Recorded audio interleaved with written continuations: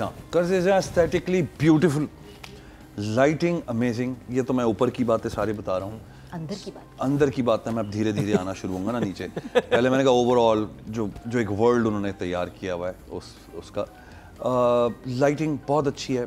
बहुत सारा part shoot जो मैंने अभी जो ये वाले ख़ास तौर पे 2 एपिसोड हम डिस्कस कर रहे हैं, काफ़ी सारा अपने ही ऑफिस में उन्होंने किया हुआ है, बट ऐसा किया हुआ है कि पता नहीं चल रहा। वो जो सारा कैंटीन का जो सारा बना हुआ है वो हम टीवी का ऑफिस है, वो आइचंद्री का रोड नज़र आ रही है मुझे। यस, वो नज़र आ रही है, बड़ी स्मार्टली इसको किया है। और यमुना के अंदर जो एक पोटेंशियल है ऑफ उतर जाती है किसी भी किसी भी ड्रामे से बिल्कुल मुख्तलिफ और एकदम से वहाँ एक स्वीट सी बच्ची लग रही है, वो जो अभी नई आए होते हैं इंटर्नीज, और वो शक्ल उसने बनाई भी है, वो उसके जिद, उसका रोना, उसका धोना, उस पर मैं आऊँगा। लेकिन ओवरऑल स्टोरी लाइन बहुत पेशी है। I love that part. वो जो लड़की आई है माहीन जब सामने आके कन्फ्रंट करती है, मुझे यही था कि तो मामला खत्म हो जाएगा, और जो उसके साथ हुआ है मतलब अमेजिंग है एवरीथिंग। फिर देन वो जो नए लड़के आए हैं, जो उसका जो क्या नाम है उस लड़के का, जो कि नमीर खान, जो कि कजन है, उसका कजन है, जो अमार बना हुआ है, अमार नाम है। मुझे उम्मीद नहीं थी जब मैंने वो होटल वाला सीन देखा, तो मैंने कहा ये कहीं ना कहीं स्किप कर जाएगा, वही जो नए बच्चे करते हैं, बट वो ले गया, फ्लोट कर गया वो उस कश्ती को एज एन एक्टर। और मुझे अच्छे लगे वो 2 इंटरकट जो जिसको फोन पे इसने बातें की हैं। और मुझे लग रहा है कि और भी ड्रग्स करता होगा, क्योंकि उसके जो सिम्टम्स हैं विड्रॉल्स वाले हैं। यस कुछ विड्रॉल्स भी हो रहे हैं, वो ड्रग्स नहीं कर पा रहा। He must be on like crystal math और आइस किसी चीज़ पे है, क्योंकि अगर किसी लड़की को मारा है, क्योंकि दिखाते ही हैं कि वो नॉर्मली कोई और ड्रग यूज़ कर रहा है, उस ड्रग का इंपैक्ट ये नहीं होता अनटिल सब क्रिस्टल मैथ या आइस ना कर रहे हो, जिसमें आप लोगों को मार भी देते हैं। तो वो उसका वो नज़र आ रहा है उसके अंदर कि ये नॉर्मल किसी ड्रग पे नहीं था, ये कोई हैवी सब्सटेंस यूज़ कर रहा था, जिसकी वजह से इसकी मेंटल कंडीशन ये वाली है। और वो जो हॉस्पिटल वाला जो इंटरकट था फोन का माही का, वो सुन पहले बैठी रही है बच्ची, and suddenly she exploded in the end. और वहाँ मैंने पिक किया, मैंने कहा यार ये लड़की जबरदस्त है, माही वाज सो गुड, लेकर गई है। और वो उसने उसका जो एक जवाब दिया है सिंगल टेक में, उसने मज़ा आ गया मुझे, चीखी है वो। एंड देन वो जो शॉट था जिसमें उसको वो रिसीव हुए हैं सारे, सो वेल मेड। वो जो एक पैरालैक्स शॉट उन्होंने बनाया है, जिसमें से वीडियोस आ रही है मोबाइल पे, वो और वो समझ आ गई थी कि वीडियोस आई, उन्होंने कहा कुछ भी नहीं, वो जूम पैरालैक्स देख रही है वो। और वो जो सांस उसका, तो मुझे लगा कि डायरेक्टोरियल एंगल से इतना सोचा हुआ ड्रामा है कि कहीं पे भी ऑडियंस को ना, वही वाली बात है, लेजी डायरेक्शन नहीं है कि बस ये वाला तो शॉट ले लो ना रख के, वो वाला नहीं था। उस लड़की की इवन वीडियो रिसीव करने की जो फीलिंग थी वो हम तक पहुंची। तो आई थिंक ग्रेट, मुझे 2 थम्स अप। बहुत सारी बातें आगे हम करते, ये सारी बात वहाँ पे हुई है। तो एज जो मैं काम करता रहा हूँ पहले, उस लिहाज से मैं देखूँ तो ये it wasn't a very strong. Absolutely. लेकिन मुझे ये लगता है मुकरम, वो जो एज उसकी दिखाई है और जिस स्टेज में इस वक्त वो है, और जो प्रेशर उसके ऊपर के, वकील भी हो गई, फिर घर का ही केस है, तो अब वो she is just like trying to convince people with like small. वो बिल्कुल ठीक है, वो इतनी टेक्निकल टर्म्स में नहीं है। वो अपने दिमाग में इस चीज को बहुत इंपॉर्टेंट प्रूफ समझ रही है कि ये मेरा बड़ा अहम सबूत है, लेकिन एक्चुअली वो इतना बड़ा सबूत देखा जाए तो यमुना ने नहीं, बेसिकली तो माही ने आके खुद केस को जो है वो पूरा सॉल्व कर दिया एक तरीके से। यानी यमुना के हाथ से तो निकल गया था केस। तो जी अब आप डायरेक्शन की बात करें, नहीं राइटिंग की, सॉरी, राबिया रज़ाक। राइटिंग यार बहुत अच्छी है, बहुत अच्छी है। इस तरह कि मैंने सबकी बातें सुनी। डायरेक्टर और राइटर इकट्ठे कर लें, डायरेक्टर इकट्ठे कर लें। बिल्कुल। डायरेक्टर कौन है? साकिब खान। डायरेक्शन और राइटिंग, राबिया दोनों चीज़ें मुझे बहुत इसलिए अच्छी लगी। मैंने जो नोट किया इस सारे प्रोसेस में, बाकी के लोग तो अपना काम कर रहे हैं। दीपक परवानी बहुत अरसे बाद आए। दीपक परवानी एक्टिंग बहुत कम करते हैं, is a fashion designer.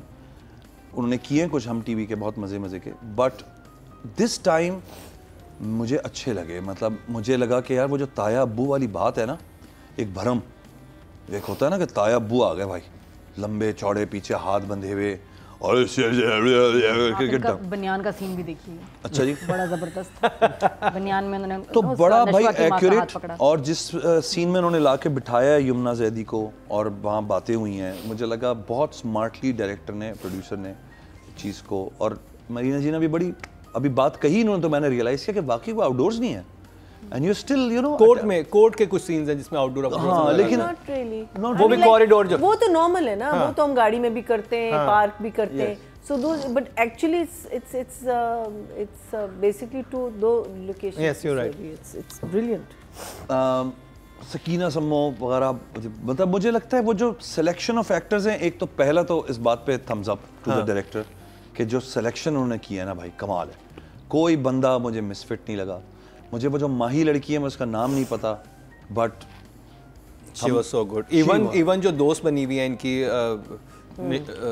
Yamuna की, सना, वो बहुत अच्छी हैं। और फिर मुझे एक और चीज़ बहुत अच्छी लगी राइटिंग में, जो कि बड़ा कि जो उसामा का कैरेक्टर है ना, वो जिस तरह से ट्रेंड कर रहा है ना यमुना को, वो बहुत इंटेलिजेंट है। वो राबिया रज़ाक ने बहुत सोच के लिखा हुआ है। कुछ बात ऐसी भी होती है कि आप कहते हो भाई मैं बड़ी इरिटेट हूं, ये कैसी बातें कर रहे हो। नहीं, वो कहती है कि मुझे, कहती तुमने तो नहीं किया ना, तुमने, जब वो कहता है कि मेरे पहले जहन में तो है कि क्या कहना चाह रही है, कि अगर आप कहते तू बुरा हो तो आप चुप हो जाएं, आप उससे बात ही ना करें। लेकिन वो जिस तरह से ट्रेन कर रहा है, मैं आगे जाके देखना चाहूंगा कि वो यमुना की ये ट्रेनिंग के बाद, क्योंकि जब वो अपनी फैमिली के अगेंस्ट खड़ी होगी तो वो फिर एक इंटर्न नहीं होगी, वो फिर हर तरह की चीज़ों को जज्बात से हट के देख रही होगी। तो वो जज्बात से हटाने वाला जो इसका ये जो ट्रैक बना, ये बड़ा इंपॉर्टेंट है। ये बहुत इंपॉर्टेंट है और राइटर ने बड़ा डिफाइन रखा है उस चीज़ को, और उसामा ने उसे बड़ा डिफाइन। जैसे हम भी कल देख रहे थे फैमिली में, तो लोग ये कहते हैं यार ये अजीब बातें कर रहे हैं। मैंने कहा नहीं, ये ना उस जज्बात को बिल्कुल डाइल्यूट करना चाहता है, जो उसके अंदर इमोशनल ब्रेकडाउन आ रहे हैं ना, ये चाहता है उनको। अदरवाइज वो अनएथिकल बातें हैं, अनएथिकल। आपके इर्द गिर्द इस पे जुल्म हो रहा है तो आप चुप रहें, आप क्यों बात कर रहे हो। मतलब वो एक लॉयर को बता रहा है कि जब तुमने केस लड़ना तो बस फिर तुमने केस लड़ना है। फिर वो बहुत अच्छा मैसेज था जिसमें वो खातून आके रोती हैं और कहती हैं कि मुझे फिर इंसाफ कैसे मिलेगा, ठीक है ना। तो वो बिठाता है और कहता है और आप तो हंस के बातें कर रहे थे। तो मैं उसके बोलने से पहले मैं बोल पड़ा, मैंने कहा ये क्या बात की इन्होंने, क्योंकि आपस में कोलीग्स होते हैं, एक जानी दुश्मन। तो उसने फिर बिठा के वो बात समझाई। उसने कहा मेरा कोलीग है, मैं तो उसके साथ हंसूंगा बोलूंगा, वो तो कोर्ट में हमारा जो भी मसला है। तो ये बातें ना डिफाइन करना भी राइटर का बड़ा एक काम होता है, और मुझे लगता है कि ये इट एड्स नॉलेज एंड तो जबरदस्त। स्पेशली जब आप इतनी डार्क चीज़ों को आप देख रहे होते हैं और वो कर रहे होते हैं, एक्सपीरियंस कर रहे होते हैं, आपके अंदर एक सर्टन किस्म की एक कोल्डनेस आ जाती है। वो आप उतने एक्सप्रेसिव नहीं होते, या आपके इमोशन उस तरह से नहीं आपके चेहरे पे आते जिस तरह से एक आम आदमी जो फर्स्ट टाइम उस सिचुएशन का शिकार हुआ है वो आएगा। एक लॉयर थोड़ा सा वही होगा कि यार ये तो ठीक है। वो कहता है ना कि तो आप रो क्यों रही हैं, कहते मैं तो नहीं रो रही।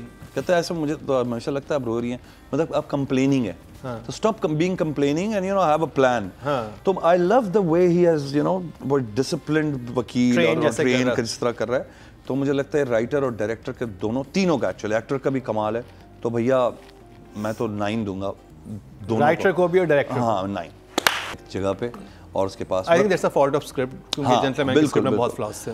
कल जो मैंने चीज़ें देखी है ना मुकर्रम, मैं हैरान हो गया। जहाँ वो रोई है, वो जो रोना था ना बच्चों वाला, और नादिया ने भी पिक किया वो बात कि वो किस तरह रिपीट कर रही है बच्चों की तरह। वो they want to make a point when they crying ना, नहीं करूँगी ना, नहीं करूँगी ना। वो 2 दफ़ा बोलते हैं तो उससे पता चलता है कि यार वो जो टोन थी वो आपके ना दिल 2 मिनट के लिए पकड़ लेता है। जबकि मैं इतनी जल्दी इमोशनल नहीं होता, लेकिन मैं उसके परफॉर्मेंस देखने में चला गया। मैं कहा यार इतना रियल। देन जो माँ के साथ उसने, एक तो तज़ीन एक कमाल, मैं तो बहुत अरसे बाद देखा तज़ीन को स्क्रीन पे, मुझे तो मज़ा आ गया देख के उनको, और बहुत मज़ा आया मुझे। कॉम्बो बहुत खूबसूरत था, स्पेशली वो जो सीन है जिसमें वो निकलता है, वो तो नेकलेस वैकलेस ये सब कुछ। किसी जगह पे मुझे नहीं लगा कि मतलब यमुना ने ना एक पल भी जाने दिया। तो आई थिंक 10 यार फॉर दिस। वो जो कजन या बहुत अमार है। आई थिंक हर ड्रामे में एक अमार होता है, हर घर में, हर ड्रामे में यार। बहुत अच्छी जिसको कहते हैं एक एडिशन है इंडस्ट्री में।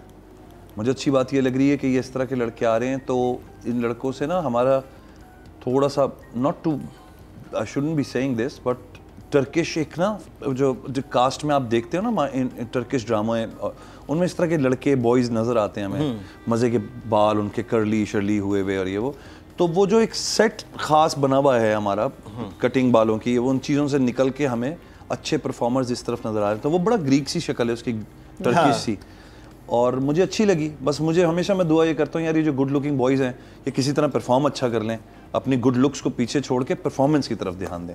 एंड समहाउ वो जो होटल वाला सीन था उसने बड़ा अच्छा फ्लोट किया, उसमें फ़ोन पे उसने जिस तरह उसको कन्विंस करने की कोशिश की, और आखिर में उसको कहता है कि मैंने किया क्या यार, मैंने किया क्या यार, यानी वो रियलाइज़ ही नहीं कर रहा। तो वो बड़ा मुझे अच्छा नेचुरल लगा कि यही लैंग्वेज है आजकल के बॉयज़ की।